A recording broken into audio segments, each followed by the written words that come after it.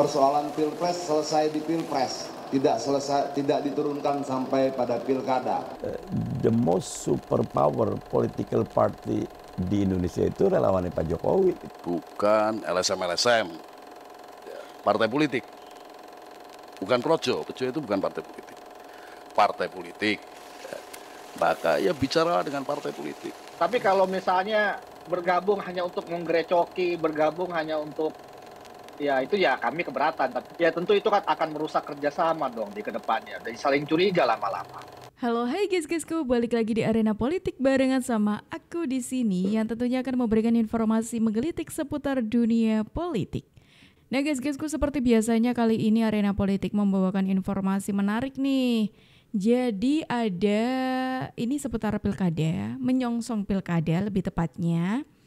Ada salah satu partai di mana ketua pemenangannya itu mengatakan kalau semoga ini harapannya apa yang terjadi di pilpres tidak turun ke pilkada katanya. Ini nggak tahu nih, beliau itu mengatakan hal ini karena memang ragu, ketakutan, atau memang harapannya dari beliau pure dari isi hatinya.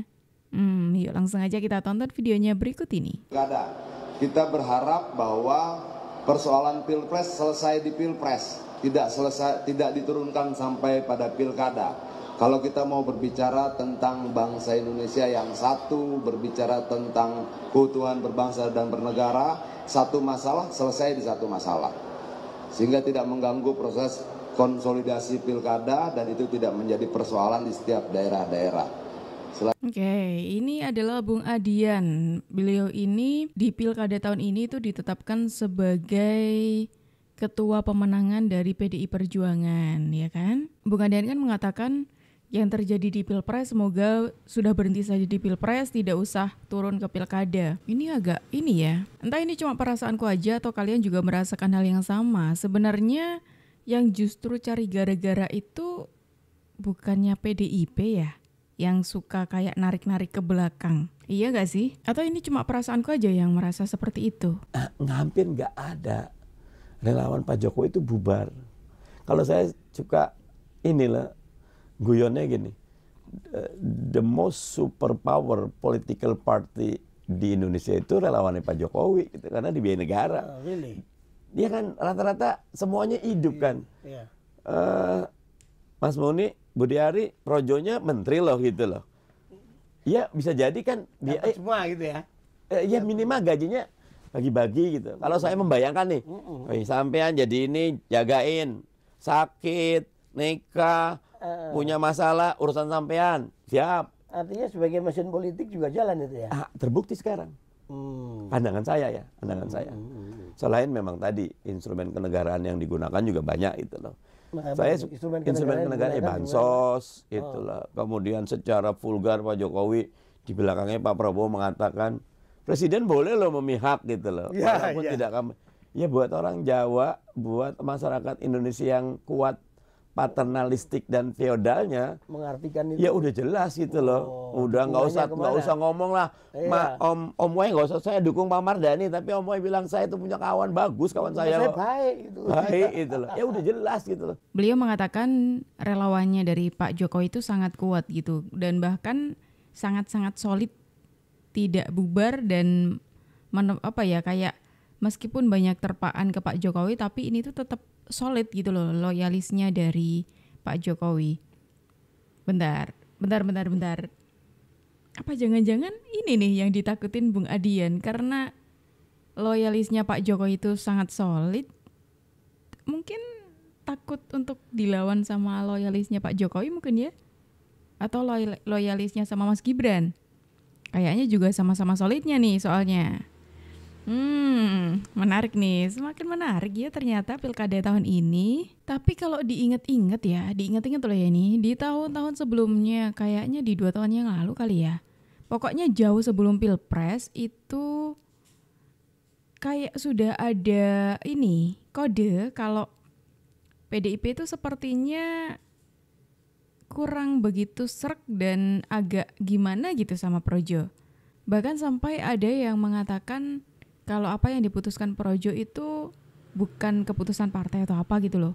ya itu memang benar bukan keputusannya PDI Perjuangan gitu. Tapi kok sepertinya cara menanggapinya PDIP itu terkesan kayak terburu-buru, kayak gak seneng, kayak gimana ya aku menjelaskannya. Yuk, mendingan langsung aja deh kita tonton videonya berikut ini.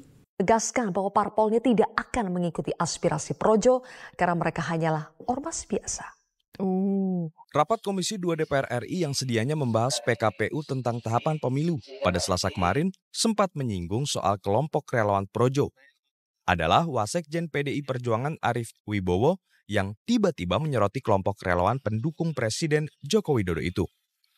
Arief menyampaikan, Projo bukanlah partai politik yang aspirasinya harus didengar KPU. Bahwa peserta pemilu adalah partai politik, di peserta pemilu partai politik, Pak. Ya. Bukan non-partai politik, bukan ormas, bukan LSM-LSM, ya. Partai politik. Bukan Projo itu bukan partai politik. Partai politik, ya. Maka ya bicara dengan partai politik. Bukan Arief Wibowo saja, politikus PDI Perjuangan yang menyenggol kelompok relawan Projo. Politikus PDIP Junimart Girsang sebelumnya juga menyinggung Projo karena hadir dalam acara pertemuan Koalisi Indonesia Bersatu. Junimart menegaskan bahwa suara Projo bukanlah suara PDIP. Pengamat komunikasi politik Hendri Satrio menilai, senggolan politikus PDIP itu adalah bentuk sindiran PDIP terhadap Projo yang belakangan sangat aktif bermanuver layaknya partai politik. Kalau PDIP atau PDI Perjuangan nggak mau dikuya-kuya oleh ormas, segera umumkan capres Anda. Kalau sudah diumumkan kan jadi pasti tuh. Nanti ormasnya ya kalau mau ganggu pun nggak akan mengganggu keputusan partai politik. Semuanya akan tergantung kepada kader yang diganggu. Mau nggak menerima pinangan gangguan-gangguan itu atau tetap loyal, setia, tegak lurus kepada marwah dan mekanisme PDI Perjuangan. Jika ditarik lebih jauh, belakangan Projo memang sangat aktif melakukan manuver politik menuju pemilu 2024. Salah satunya yakni menggelar acara Rakernas Projo yang dihadiri oleh Presiden Joko Widodo dan Gubernur Jawa Tengah Ganjar Pranowo. Tak hanya itu, Projo juga hadir dalam acara silaturahmi Koalisi Indonesia Bersatu yang merupakan gabungan 3 partai politik, yakni Golkar, PAN, dan P3. Katanya Projo itu ormas biasa, tapi kok manuver politiknya itu seolah-olah membuat PDIP itu kelabakan gitu ya. Itu padahal ini video 2022, jauh sebelum Pilpres. Jauh sebelum Pilpres aja PDIP cara menanggapinya Projo seperti itu gitu, apalagi sekarang yang sudah jelas-jelas ketika Pak Jokowi di luar PDIP ya otomatis Projo juga tidak dengan PDIP, seperti itu.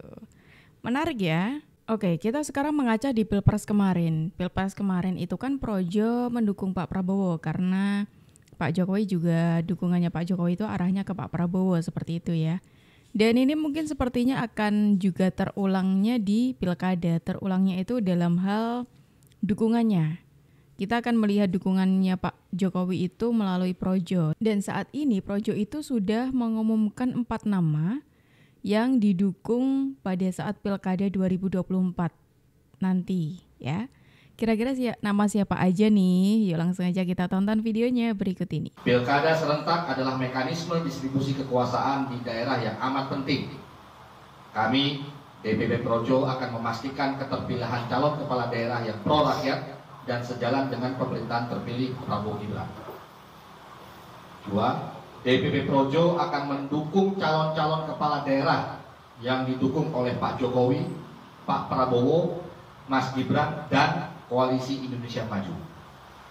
3. DPP Projo membentuk Des Pilkada untuk menggerakkan seluruh kemampuan organisasi dalam memenangkan calon kepala daerah yang kami dukung.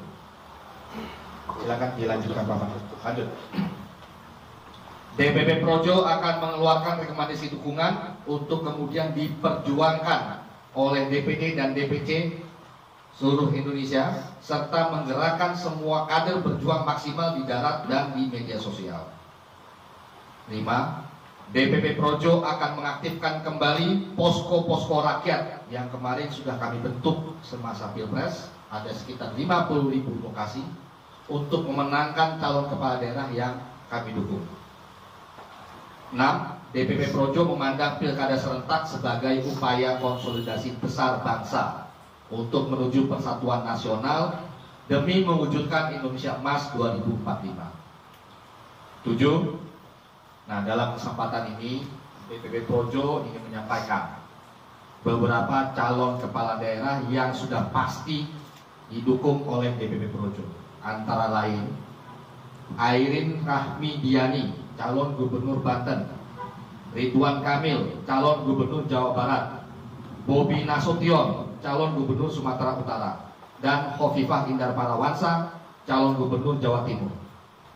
Saat ini DPP Projo, DPD Projo, dan DPJ Projo sedang melangsungkan komunikasi politik yang intensif dengan tokoh-tokoh yang akan maju Pilkada serentak 2024, baik di provinsi, kota maupun kabupaten. Demikian pandangan dari DPP Projo. Nah, seperti itu beberapa nama yang didukung oleh Projo. Apakah nanti akan berpengaruh juga, dan bagaimana ya kabar PDIP? Kalau dari namanya tadi yang sepertinya bakal membuat PDIP agak gimana gitu, mungkin di Jawa Timur ada Bu Khofifah yang sebelumnya PDIP itu terang-terangan pengen mengisi bagian cawagupnya, meskipun Bu Khofifah itu sudah ada Pak Emil tuh. Sudah terang-terangan kalau beliau itu satu paket sama Pak Emil, itu sudah ditolak mentah-mentah sama Bu Khofifah. Terus di Sumatera Utara kan ada Pak Bobi, ada Mas Bobi ya. Ada Mas Bobi, terus kabarnya PDIP juga akan mengeluarkan nama juga yang bersaing dengan Mas Bobi. Wah, ini bakal menarik nih. Tapi ngomong-ngomong soal sikap-sikapnya PDI Perjuangan, itu sebenarnya sudah beberapa kali Memang sikapnya PDI Perjuangan akhir-akhir ini semenjak tidak satu jalan dengan Pak Jokowi itu sangat menarik untuk selalu dikulik ya. Menariknya adalah karena banyak hal, banyak statement yang mendadak berbalik arahnya itu sangat gitu loh. Dari yang awalnya statementnya A itu berubahnya beloknya mati-matian belok gitu. Dan seringkali tidak sedikit juga, tidak jarang juga PDIP itu tiba-tiba mengkritik habis-habisan pemerintah. Padahal saat ini PDIP ya banyak lah dari kader PDIP, tidak cuma satu, itu kadernya masih ada di dalam pemerintahan. Kritik-kritik inilah yang dikomentari oleh Projo. Kira-kira gimana komentarnya? Yuk langsung aja kita tonton videonya berikut ini. Pertama, suka atau tidak suka kita akan memilih satu orangnya, cocok atau tidak, ya kan? Tapi juga kecocokan ini fondasinya adalah program dan visi misi, sesuai nggak? Nah, kemudian yang soal para pendukungnya ya tentu kami sangat terbuka untuk mereka yang tetap terbuka ikut memperjuangkan visi Indonesia Maju, visi Indonesia Emas. Di sana letak perjuangannya di sana. Tapi kalau misalnya bergabung hanya untuk menggerecoki, bergabung hanya untuk ya itu ya kami keberatan. Tapi ya bagaimanapun kembali kan ini kan sesama partai politik yang paling menentukan karena independen kan sudah selesai juga. Jadi kalau kemudian ada pihak yang mengkritisi Pak Jokowi, Bang Panel mengatakan itu tidak ampuh, itu bisa nggak kemudian membersamai nanti dalam pilkada? Terutama misalkan Jawa Timur begitu? Ya bisa. Ya sangat mungkin saja. Kan ini juga kan cocok-cocokan di masing-masing provinsi dan kabupaten kota.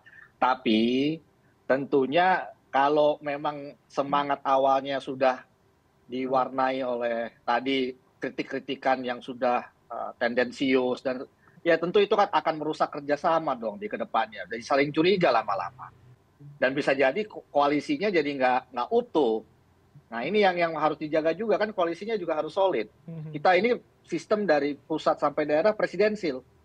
Jadi bagaimanapun ya suka atau tidak suka pasti akan yang bukan bagian dari koalisi kepresidenan atau koalisi gubernur atau ya itu wajar-wajar juga. Itu juga bagian dari kita bagian dari kita untuk membagi tugas mana yang mengawal sebagai misalnya oposisi itu juga mulia atau yang mendukung pemerintah juga mulia, itu sama gitu loh, karena kita tetap harus jaga keutuhan NKRI, kita harus tetap jaga jalan pembangunan Projo menilai kritik-kritik yang tendensius itu bisa berpeluang untuk merusak kerjasama di pilkada. Wah, ini akan semakin menarik pilkada tahun ini. Kita harus mengikuti kabar terbarunya seperti apa.